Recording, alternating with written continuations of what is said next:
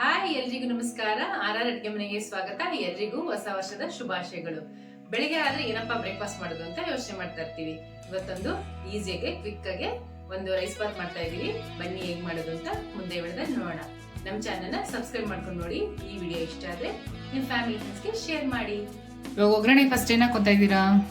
ಒಗ್ಗರಣೆಗೆ ಸ್ವಲ್ಪ ತುಪ್ಪ ಹಾಕೊಂತಾ ಇದೀನಿ. ಓಕೆ, ದೇಸಿ ತುಪ್ಪ. ಬಾತ್ಗಳಿಗೆಲ್ಲ ಸ್ವಲ್ಪ ಎಣ್ಣೆ ಜಾಸ್ತಿ ಅಲ್ವಾ, ಜಾಸ್ತಿ ಇರಿಸುತ್ತೆ. ಕಡಿಮೆ ತಿನ್ಬೋದು ಹಾಕೊಂಡು. ಇದಕ್ಕೆ ಒಂದು ಸ್ವಲ್ಪ ಎಣ್ಣೆ ಹಾಕೊಂತ ಇದೀನಿ, ಒಂದು 5 ರಿಂದ 10 ಗ್ರಾಮ್ ಅಷ್ಟು. ತುಪ್ಪ ಸ್ವಲ್ಪ ಕರಗಬೇಕು. ಸ್ವಲ್ಪ ಅಲ್ಲ, ಪೂರ್ತಿ ಕರಗಬೇಕು. ತುಪ್ಪ ಇವಾಗ ಪೂರ್ತಿ ಕರಗಿದೆ. ಇವಾಗ ಒಂದು 4 ಪಲಾವ್ ಎಲೆ ಹಾಕೊಂತ ಇದೀನಿ ಕಟ್ ಮಾಡ್ಕೊಂಡು. 1 ಟೇಬಲ್ ಸ್ಪೂನ್ ಅಷ್ಟು ಸೋಂಪು ಪಲಾವ್ ಎಲೆ ಸ್ವಲ್ಪ ಫ್ರೈ ಆಗಬೇಕು. ಎಣ್ಣೆ ಹಾಕಿದ್ಮೇಲೆ ಫ್ರೈ ಆಗಲೇಬೇಕು. ಇವಾಗ ಫ್ರೈ ಆಗಿದೆ. ಇವಾಗ 1-2 ಈರುಳ್ಳಿ ಕಟ್ ಮಾಡಿ ಇಟ್ಕೊಂಡಿದ್ದೀನಿ, ಇದನ್ನ ಹಾಕೊತಾ ಇದ್ದೀನಿ. ಇದು ಬಾಡಬೇಕಾ ಅಂತ ಕೇಳ್ಬಿಡಿ, ಎಣ್ಣೆಗೆ ಹಾಕಿದ್ಮೇಲೆ ಬಾಡಬೇಕಿಲ್ಲ. ಏನು ನೀವೆಲ್ಲ ತುಂಬ ಸಖತ್ತಾಗಿ ಸೆಲೆಬ್ರೇಷನ್ ಮಾಡ್ಬಿಟ್ಟಿದ್ದೀರಾ? ಫುಲ್ ಜೋರು. ನೀವು ಮಾಡಿಲ್ವಾ? ಇಬ್ರು ಜೊತೆಲೇ ಮಾಡಿದ್ದಲ್ವಾ? ಈರುಳ್ಳಿ ಸ್ವಲ್ಪ ಬಾಡ್ತಾ ಇದ್ದಂಗೆ 1-2 ಸ್ಪೂನ್ ಅಷ್ಟು ಜಿಂಜರ್ ಗಾರ್ಲಿಕ್ ಪೇಸ್ಟ್ ಹಾಕೊತಾ ಇದ್ದೀನಿ. ಗಾರ್ಲಿಕ್ ಇಷ್ಟ ಇಲ್ದಾರೋ ಸ್ಕಿಪ್ ಮಾಡ್ಕೊಬೋದು, ಬರೀ ಜಿಂಜರ್ ಹಾಕೋಬೋದು. ಇದನ್ನು ಫ್ರೈ ಆಗಬೇಕು. ಆರೋಗ್ಯಕ್ಕೆ ಎಣ್ಣೆಯಲ್ಲಿ ಈರುಳ್ಳಿ ಪೇಸ್ಟು ಎಲ್ಲ ಚೆನ್ನಾಗಿ ಫ್ರೈ ಆಗಬೇಕು, ಹಸಿ ವಾಸನೆ ಹೋಗೋವರೆಗೂ. ಆಬ್ವಿಯಸ್ಲಿ ಈರುಳ್ಳಿನೂ ಪೇಸ್ಟು ಚೆನ್ನಾಗಿ ಫ್ರೈ ಆಗಿದೆಯಾ? ಇವಾಗ ಜಿಂಜರ್ ಗಾರ್ಲಿಕ್ ಪೇಸ್ಟ್ ಹಾಕಿರೋದು ಸ್ವಲ್ಪ ಹಸಿ ವಾಸನೆ ಹೋಗಿದೆ.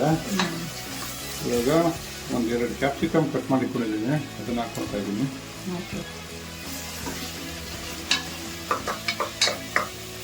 ಒಂದ್ಸರಿ ಮಿಕ್ಸ್ ಮಾಡ್ಕೊಂಡಾದ್ಮೇಲೆ 1 ಕಪ್ ಅಷ್ಟು ಬಟಾಣಿ, ಹಸಿ ಬಟಾಣಿ. ಹೆಂಗು ಬಟಾಣಿ ಸೀಸನ್ ಇದೆ, ಕಮ್ಮಿನೂ ಇದೆ ಬಟಾಣಿ. ಹೌದು.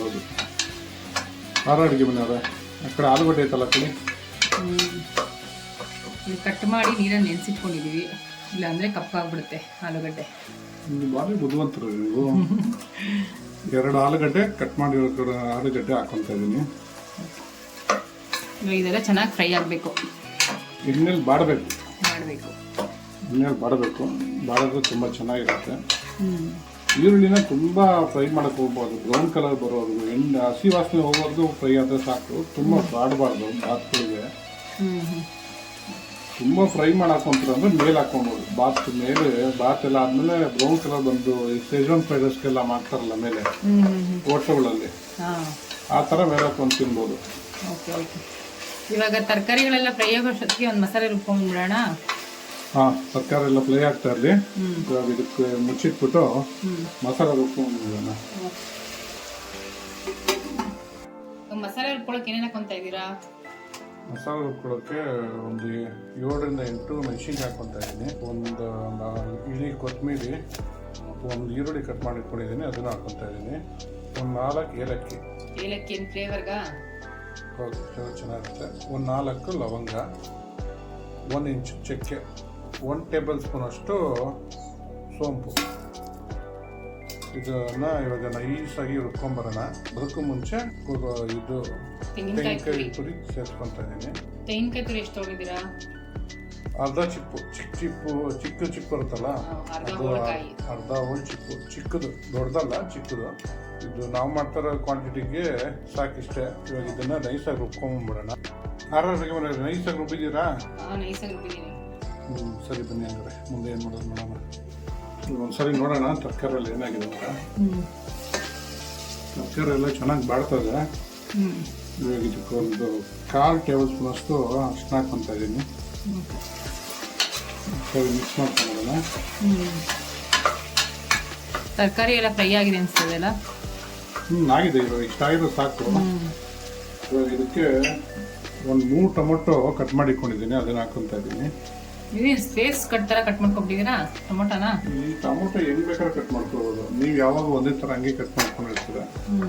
ಇವಾಗ ಸ್ಮ್ಯಾಶ್ ಆದ್ರೆ ಒಗ್ಗರಣೆಯಲ್ಲಿ ಏನಾಗುತ್ತೆ, ಅದು ಹಂಗೆ ಆಗುತ್ತಲ್ವಾ.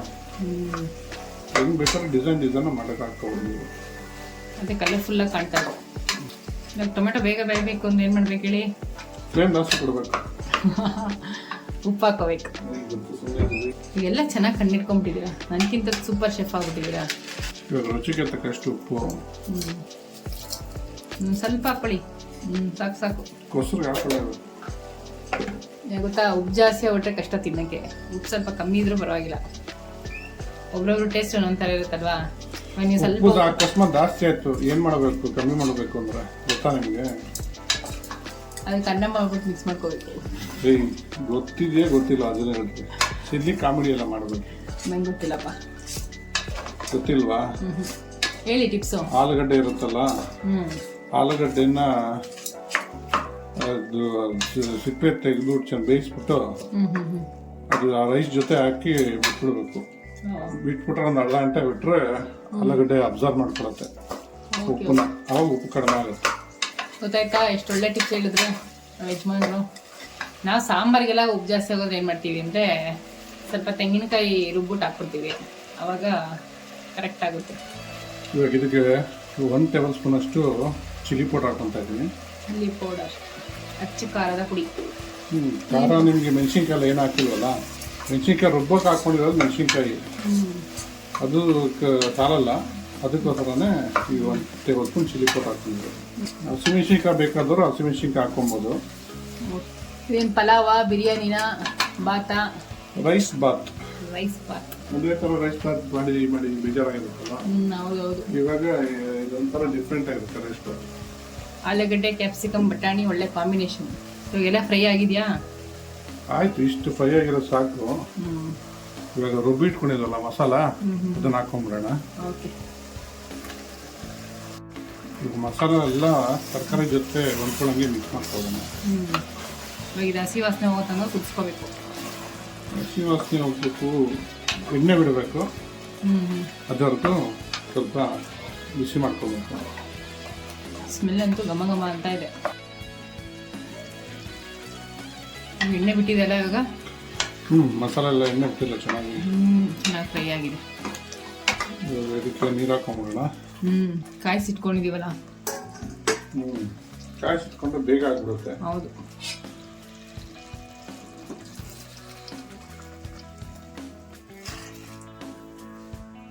ಎಷ್ಟು ನೀರು ಹಾಕೊಡ್ರಿ? ಅಕ್ಕಿ 2 ಪಾವ್ ಅಲ್ವಾ, 2 ಪಾವ್ ಅಕ್ಕಿಗೆ 4 ಪಾವ್ ನೀರು ಇರಿಸುತ್ತೆ.